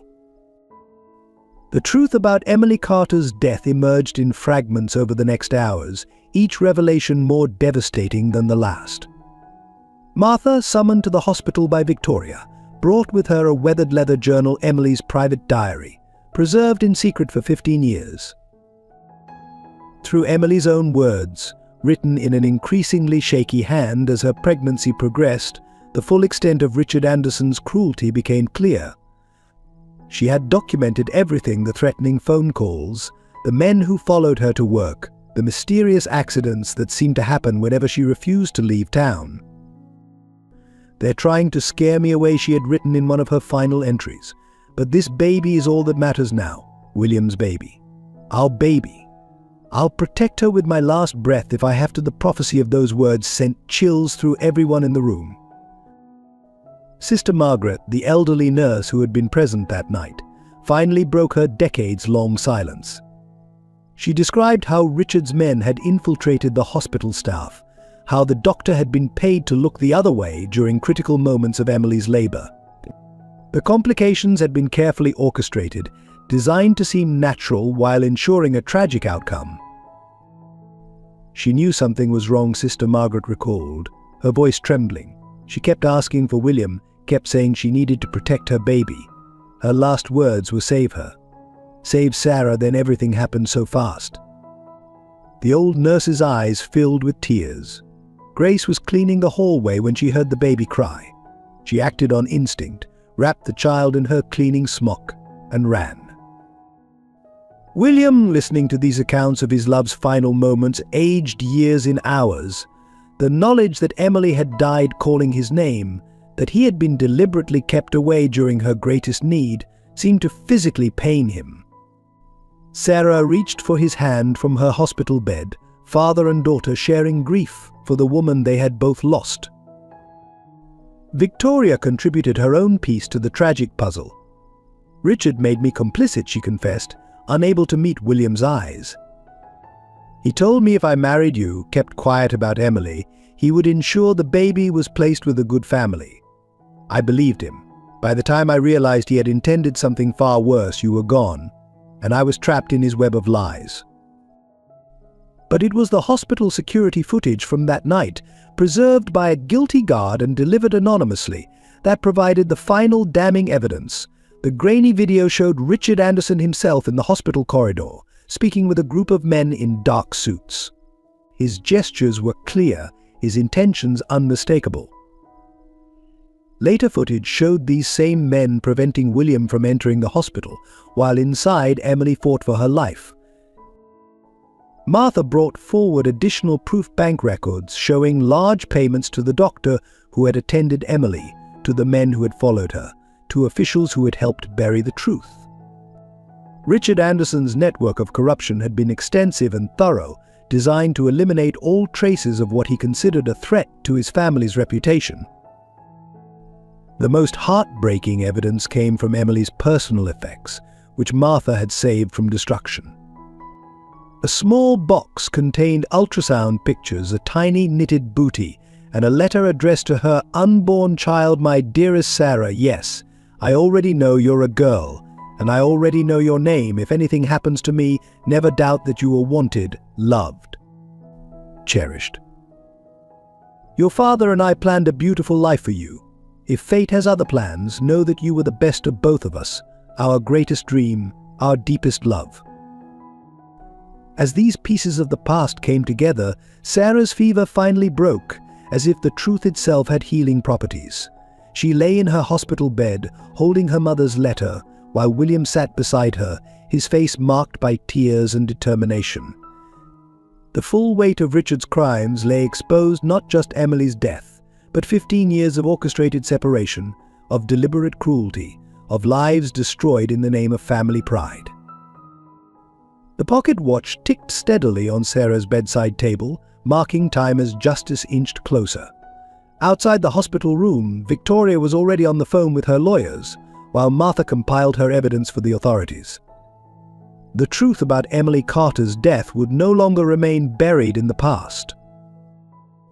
The confrontation between William and Richard Anderson took place in the hospital's private conference room, away from Sarah's recovery room. The space, designed for delicate medical discussions, now contained decades of suppressed rage and betrayal. "All these years," William began, his voice dangerously quiet, "I believed Emily's death was a tragic accident. I blamed myself for not being there, for not protecting her." His hands gripped the back of a chair so tightly his knuckles turned white. "But you orchestrated everything. Her death, my exile, Sarah's separation, it was all part of your plan." Richard stood by the window, his silhouette outlined against the city skyline he'd spent a lifetime dominating. "I did what was necessary to protect this family's legacy. That girl, Emily, she would have destroyed everything we built. Her child would have been a constant reminder of your weakness." William's laugh was hollow, bitter. "Legacy? You talk about legacy while standing in the hospital where you murdered an innocent woman, where you tried to have my newborn daughter killed." He moved closer to his father, each step measured and deliberate. "What kind of legacy is built on blood and lies?" "Don't be dramatic," Richard scoffed, though he took an instinctive step backward. "Emily's death was regrettable but necessary. The girl survived, didn't she? And now she can be properly compensated for her silence. Everyone wins." "Everyone wins." William's voice rose for the first time. "Emily is dead. I lost 15 years with my daughter. Grace nearly died trying to protect Sarah from your legacy, and you think money can fix this?" The conference room door opened, and Victoria entered with a thick folder. "The police are on their way," she announced quietly. "I've given them everything, Martha's evidence, the hospital records, the payment trails. It's over, Richard." Richard's composed facade cracked slightly. "You would destroy your own family? For what, revenge? Misplaced guilt?" He turned to William, his voice taking on a manipulative tone. "Son, think about what this will do to the Anderson name. Think about Sarah's future." "Sarah's future?" William advanced on his father. "You mean the future you tried to steal from her? The one where she grew up without parents because of your actions." His voice shook with fury. "I'm thinking about Sarah's future right now, a future where she knows the truth about her mother, where justice is served, where men like you can't destroy lives for the sake of reputation." Police sirens wailed in the distance, growing closer. Richard's face transformed, showing for the first time the true darkness that had driven his actions. "You're a fool, William. Always have been. That girl and her mother, they were beneath us. I did what any father would do to protect his son from throwing his life away." "No," William replied, his voice steady now. "You did what a monster would do. A father protects his children. A father cherishes his grandchild. You're just a murderer in an expensive suit." The police arrived moments later, their presence filling the sterile hospital corridor with grim purpose. As they led Richard away, reading him his rights, he maintained his aristocratic bearing. But his final words to William revealed the depth of his corruption. "You'll regret this. The Anderson name will be ruined." William watched his father being escorted away, feeling the weight of 15 years of deception lifting from his shoulders. Victoria touched his arm gently. "Go to Sarah," she said softly. "She needs her father now more than ever." Returning to Sarah's room, William found her awake, looking stronger than she had in days. Grace had been moved to the room next door, her treatment finally underway. The sight of his daughter, Emily's daughter, alive and healing filled William with a fierce determination. "Is it really over?" Sarah asked as he sat beside her. William took her hand, noticing how perfectly it fit in his, just as Emily's had. "The truth is out," he assured her, "and no one will ever separate us again." The pocket watch on the bedside table ticked steadily, no longer counting lost time, but marking the beginning of healing, of justice, of family rebuilt from the ashes of Richard's destruction. The news of Richard Anderson's accident reached St. Mary's Hospital just hours after his arrest. Released on bail due to his considerable influence, he had been driving his Bentley recklessly through the rain-slicked streets, perhaps seeking escape from the inevitable scandal. The car had skidded on a sharp turn, crashing through the guardrail of the same bridge where Emily had often met William in secret years ago. Frank, still on duty at the hospital entrance, was the first to inform William. "They've taken him to emergency," he reported, his face grim. "It's bad, Mr. Anderson. The doctors. They don't think he'll make it through the night." The irony of Richard Anderson ending up in the same hospital where he had orchestrated Emily's death was lost on no one. Sarah, still weak but recovering, insisted on seeing her grandfather. "I need to understand," she told her father, her voice stronger than it had been in days. Before it's too late, William wanted to protect her from any more pain, but he recognized Emily's determination in their daughter's eyes. Richard lay broken in the ICU, machines beeping a countdown of his final hours. The powerful man who had destroyed so many lives now looked small and vulnerable, his perfectly tailored suit replaced by a hospital gown, his commanding presence diminished by tubes and wires. When he opened his eyes to find Sarah and William by his bedside, something shifted in his expression. Perhaps it was the proximity of death, or perhaps the sight of his son and granddaughter together finally broke through decades of pride and prejudice. His first words came as a whisper, "You look so much like her." Sarah moved closer, William's supportive hand on her shoulder. Richard's eyes fixed on their matching birthmarks, visible now that neither tried to hide them. "I thought I was protecting our legacy," he continued, his voice rough with pain and something that might have been regret. "But I destroyed it instead, didn't I?" "Why?" Sarah asked simply. "Why did you hate us so much?" The question hung in the air, heavy with 15 years of suffering. Richard turned his face away, but not before they saw tears in his eyes, perhaps the first he'd shed in decades. "I was wrong," he admitted, each word seeming to cost him tremendous effort. "About everything. Emily. She would have enhanced our family, not diminished it. And you," he looked at Sarah, really looked at her, perhaps seeing her for the first time. "You're every inch an Anderson. The best of William, the best of Emily. I was too blind to see it." From his bedside table, he gestured weakly toward a folder. William opened it to find legal documents papers signing over control of the Anderson empire to him, new documents acknowledging Sarah as his legitimate heir, and most surprisingly, evidence that would support the case against those who had helped him orchestrate Emily's death. "It won't make up for what I did," Richard said, his breathing becoming more labored. "Nothing can, but perhaps. Perhaps it can give you a foundation to build something better, something worthy of Emily's memory and of Sarah's future." The machines began beeping more urgently as Richard's condition deteriorated. In his final moments, he reached for Sarah's hand. She hesitated, but then took it, feeling the weakness in his grip. "Your mother," he whispered. "She used to sing in the library when she thought no one could hear. Beautiful voice, like angels." His last words were directed at William. "I'm sorry, son. Take care of them both, your daughter and our legacy. Make it something good this time." Then Richard Anderson, who had spent a lifetime building walls between people, closed his eyes for the final time.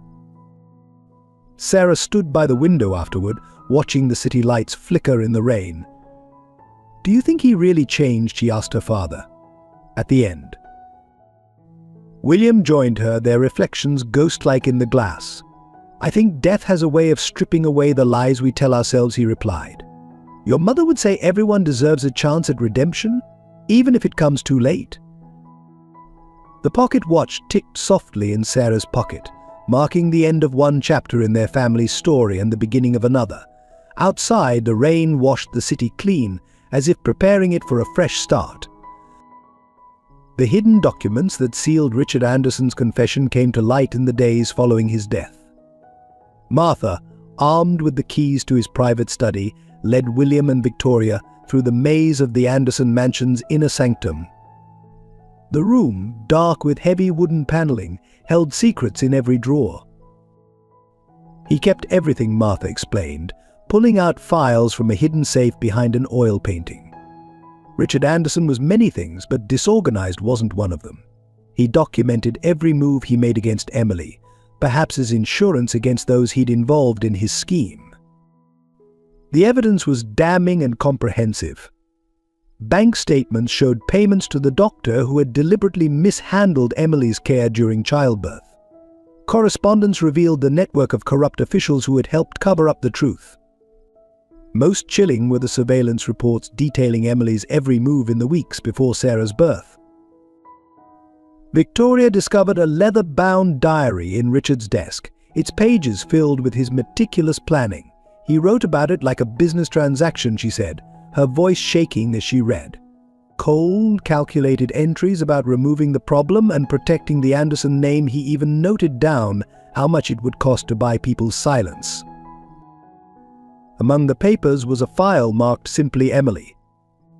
Inside, William found photographs he'd never seen before. Emily in the mansion's library, her hand resting protectively on her pregnant belly. Emily and William together in the garden, caught in a moment of unguarded happiness. Emily on her last day alive, her face glowing with the anticipation of motherhood. She knew they were watching her, Martha said softly, showing them a letter Emily had written to William the day before she went into labor. But she was determined to protect Sarah. She wrote here that no matter what happened to her, the baby had to survive. She made me promise to make sure of it. The most shocking discovery was a series of letters between Richard and Victoria's father, revealing how they had orchestrated Victoria's marriage to William after Emily's death. "He used my grief against me," William realized, reading the correspondence. "Made me believe marrying Victoria was the only way to protect the family, while all along." Victoria touched his arm gently. "We were both pawns in his game," she said, "but we can make it right now. These documents ensure justice for Emily and security for Sarah's future." One envelope, sealed and never sent, contained a letter from Richard to Emily, dated just days before her death. In it, he offered her a substantial sum to disappear with her unborn child, to never contact William again. Emily's response, scribbled in her determined hand across the bottom: "Some things are worth more than money." My child deserves to know her father, and William deserves to know his daughter. No amount of wealth can buy my silence or my absence."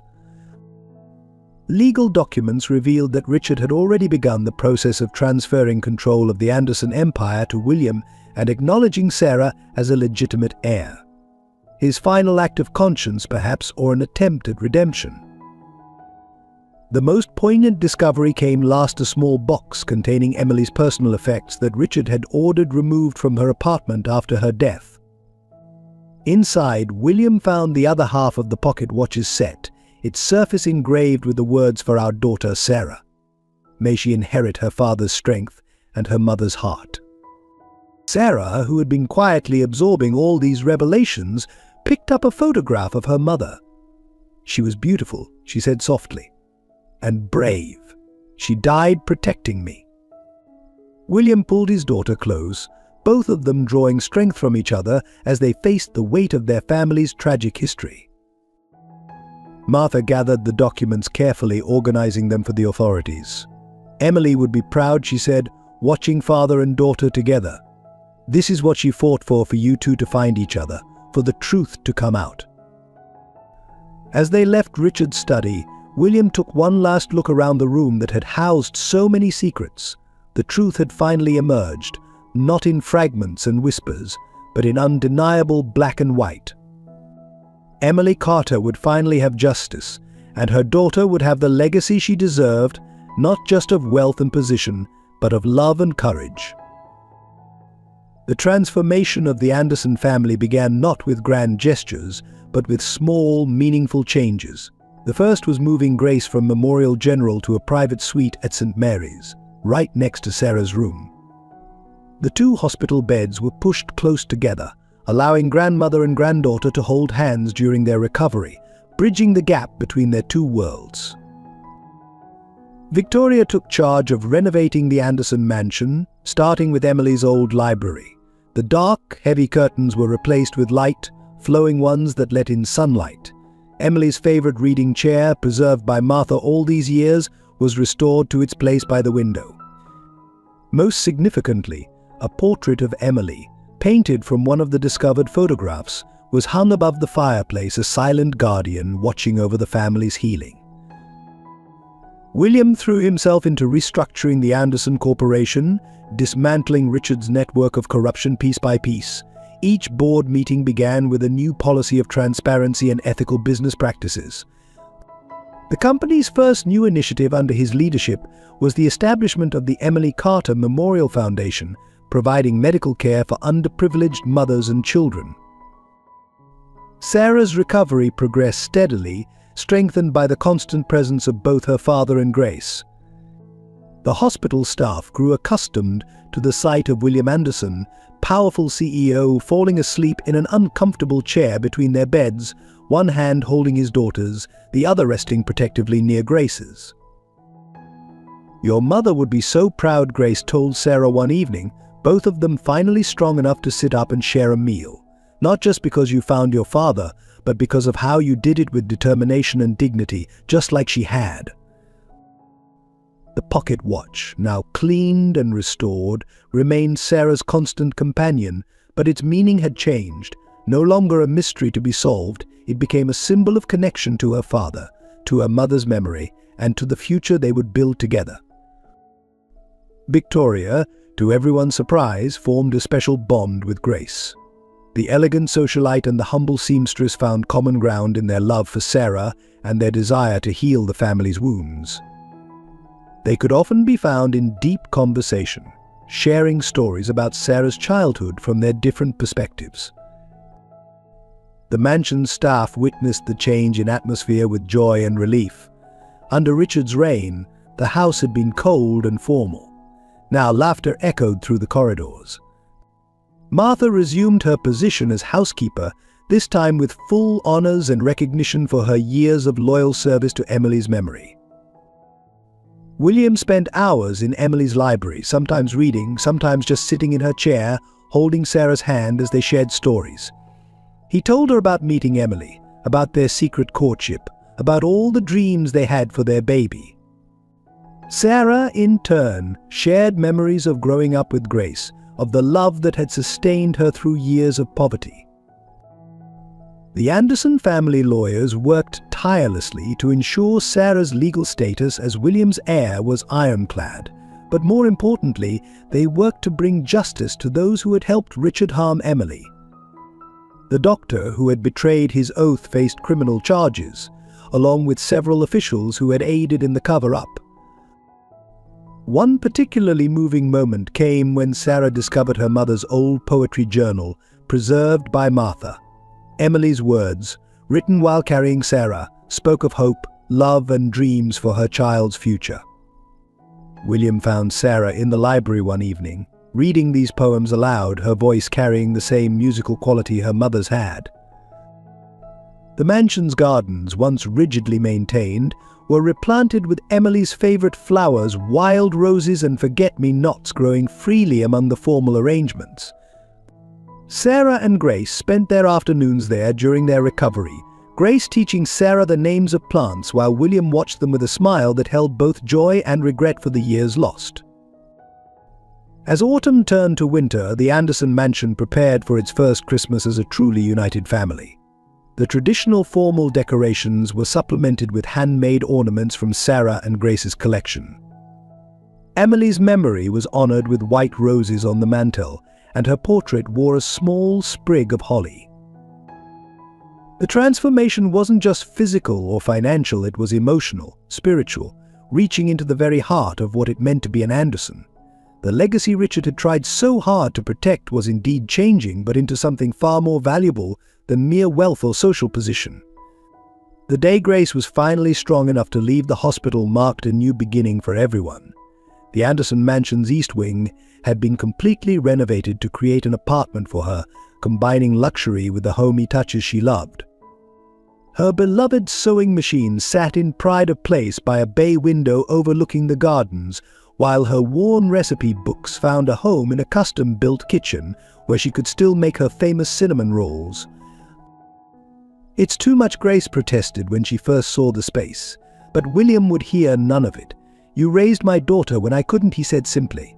"You gave her love when we failed her. This isn't charity, Grace, it's family." The transition wasn't without its challenges. Grace, used to managing every penny, struggled initially with the abundance around her. She would still clip coupons from newspapers, carefully saving them until Sarah or Victoria gently reminded her that such measures were no longer necessary. Old habits, born from years of careful poverty, died hard. But it was in the kitchen where Grace truly began to bridge the two worlds. The mansion's professional chef found himself learning from her, amazed by her ability to transform simple ingredients into dishes that carried the warmth of love in every bite. Soon the formal dining room was filled with the scent of her home cooking, drawing the family together for meals in a way Richard's stilted formal dinners never had. Sarah watched her grandmother bloom in her new environment. Grace's health improved dramatically with proper care and reduced stress. The lines of worry that had aged her prematurely began to soften, and her laugh, once rare and careful, became a frequent sound in the mansion's halls. Most touching was the relationship that developed between Grace and William. They would spend evenings in the library, sharing stories about Sarah's childhood from their different perspectives, Grace speaking of small triumphs and daily joys, William absorbing every detail of the years he'd missed. Sometimes they would just sit in comfortable silence, both understanding the unique pain of loving and losing Emily. Victoria, too, found unexpected comfort in Grace's presence. The older woman's practical wisdom and unconditional acceptance helped ease Victoria's guilt over her years of complicity in Richard's schemes. Grace had a way of listening without judgment, of offering advice wrapped in simple truths that cut through society's complications. Family isn't about blood or names, Grace would say, her hands busy with some piece of sewing. It's about who stays by your side when the world turns cold. Her words, born from experience, became a kind of motto for their newly formed family unit. The mansion staff, many of whom remembered Emily with fondness, embraced Grace's unpretentious warmth. Martha especially found in her a kindred spirit, another woman who had protected Emily's legacy in her own way. The two could often be found sharing tea and memories in Grace's apartment, their conversation punctuated by the gentle whir of the sewing machine. Grace insisted on maintaining some of her old routines, particularly her early morning baking. The mansion's industrial kitchen would fill with the smell of fresh bread and pastries, drawing sleepy family members down in their robes to gather around the informal breakfast table. These casual moments, free from the weight of the Anderson name, became precious daily rituals. William ensured that Grace had the best medical care available, but it was her emotional healing that proved most remarkable. The worry that had been her constant companion for 15 years, the fear of being unable to provide for Sarah, of failing the child entrusted to her care, finally began to ease. One morning, Sarah found her grandmother in the garden, carefully tending to a patch of herbs, just like the ones they'd grown in their tiny apartment window box. "Are you happy here, Grandma?" she asked, noticing how the morning sun caught the silver in Grace's hair, making it shine like a crown.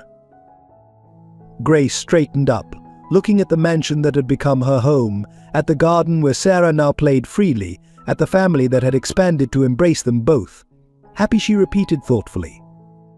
"I'm more than happy, my dear. I'm at peace. Your mother would be too, seeing us all together like this." The physical transformation of the Anderson mansion mirrored the emotional metamorphosis of its inhabitants. What had once been a showcase of wealth and power gradually became a true home, filled with warmth and life. The process began in Emily's library and rippled outward, touching every corner of the vast house. The formal sitting room, once reserved for business meetings and social posturing, was reimagined as a family space. The stiff-backed Victorian furniture was replaced with comfortable couches and oversized chairs that invited people to linger. Sarah's piano, a gift from William, sat in the corner where Emily's portrait could watch over her daughter's practice sessions. The kitchen underwent perhaps the most dramatic change. The industrial steel and stark efficiency gave way to a warm, inviting space where Grace's influence reigned supreme. Copper pots hung from ceiling racks, herbs grew in window boxes, and the central island became a gathering spot where family members would perch on stools, sharing stories while Grace baked. William had the grand staircase restored to its original wood, stripping away decades of dark varnish to reveal honey-colored oak beneath. Family photographs now lined the walls, not just formal portraits, but candid moments, Sarah and Grace baking together, William teaching Sarah to play chess, Victoria tending to the garden.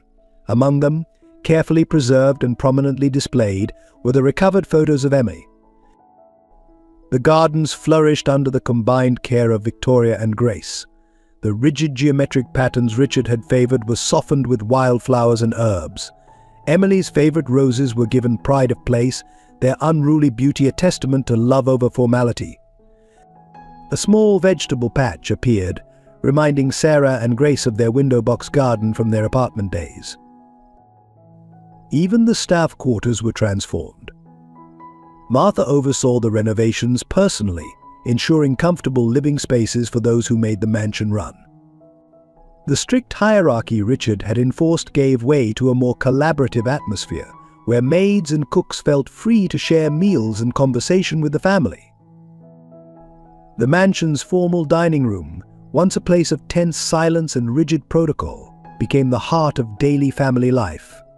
The massive table that had intimidated business associates now hosted lively family dinners, homework sessions, and late-night hot chocolate gatherings.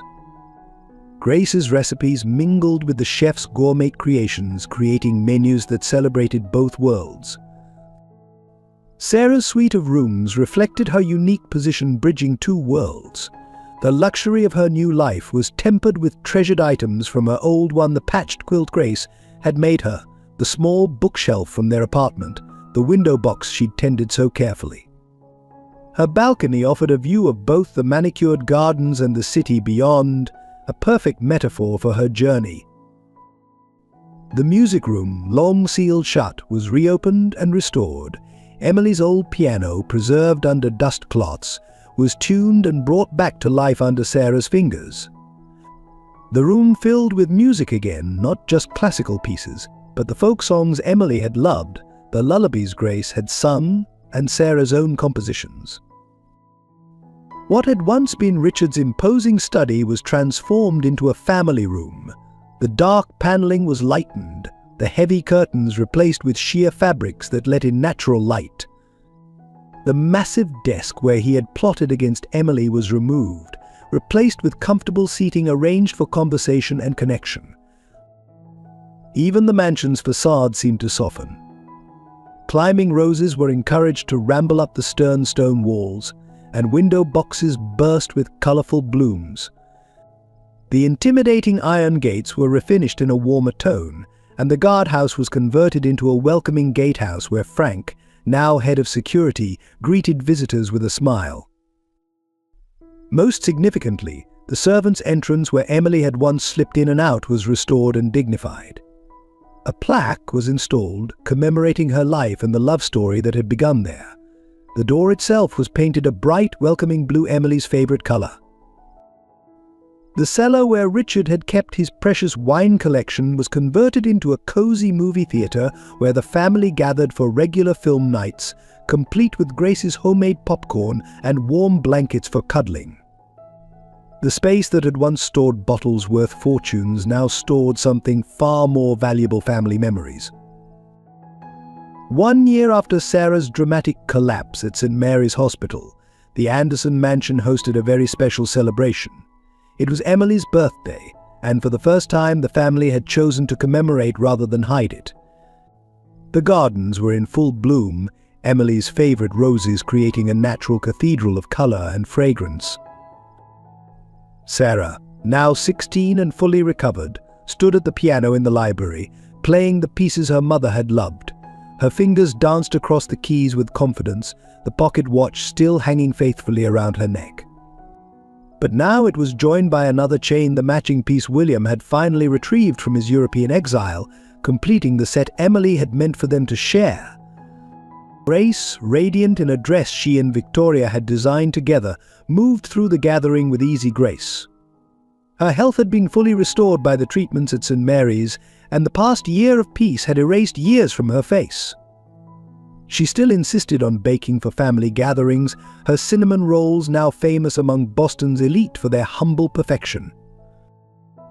William watched his daughter perform, his eyes bright with pride and lingering amazement at having her in his life. The past year had transformed him from a haunted exile into a present, engaged father.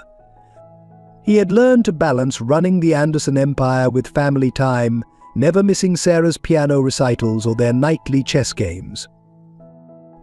Victoria had found her own place in their unconventional family. No longer Richard's unwilling accomplice, she had become a true partner to William in business and a loving stepmother to Sarah.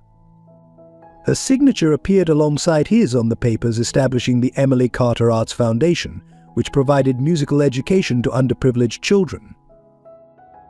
Martha, now officially retired but still very much part of the family, sat in her favorite corner of the library, surrounded by photographs she had carefully preserved through the years. Each image told part of their story: Emily's radiant smile, Sarah's journey from a desperate girl to a confident young woman, the family's healing and growth. The celebration was intimate but joyful. Frank, promoted to head of security, stood guard with a proud smile. The hospital staff who had helped save both Sarah and Grace were honored guests. But even some of Richard's old business associates, those who had chosen to support William's reforms, were present to witness the Anderson family's rebirth. During a quiet moment, Sarah stepped into the garden where her parents had first fallen in love. The setting sun painted the roses gold, and a gentle breeze carried the scent of Emily's favorite flowers. She touched the pocket watch, feeling its steady tick against her palm. Sometimes, William said, joining her by the rose arbor, when you smile a certain way or laugh at something, Grace says, "I see your mother so clearly." He wrapped an arm around her shoulders. "She would be so proud of you, Sarah. not just for finding me, but for showing us all how to be a real family. Inside, Grace and Victoria were arranging Emily's favorite desserts on the library table, their easy conversation a far cry from the tension of a year ago. Through the window, Sarah could see Martha showing old photographs to the guests, sharing stories of Emily's kindness and courage. The pocket watch chimed softly, marking the hour. Sarah opened it, revealing the inscription that had once been a mystery, but now was a cherished truth to my beloved son. May time bring you back to us. Below it, William had added a new line to my beloved daughter, who brought time full circle. As twilight settled over the Anderson mansion, the family gathered in the library. The portrait of Emily seemed to smile down at them as Sarah played one final piece, a composition of her own that wove together themes of loss and discovery, pain and healing, separation and reunion. Grace wiped away happy tears as William pulled her into a warm embrace, thanking her once again for saving and raising his daughter. Victoria arranged fresh roses beneath Emily's portrait, while Martha shared knowing smiles with Frank by the door. The Anderson mansion, once a fortress of secrets and pain, had become a sanctuary of love and healing. Emily's spirit lived on not just in photographs and memories, but in the love that had transformed a broken family into something whole and beautiful. As the last notes of Sarah's music faded into the gathering darkness, the steady ticking of the pocket watch kept time with the beating hearts of a family made stronger by trials, united by love, and finally completely whole. Dear viewers, if this story has touched your heart and moved you, we invite you to share your thoughts and feelings in the comments below. Your reflections and experiences make our storytelling community richer and more meaningful. Please consider subscribing to our channel to support our team's dedication to bringing you powerful, emotional stories that remind us of the enduring strength of love and family. Your subscription helps us continue creating content that touches hearts and changes lives. If you found value in this story, we'd be grateful if you could share it with friends and family who might also be moved by its message. Every like, share, and comment encourages us to keep telling stories that matter. Thank you for being part of our storytelling journey.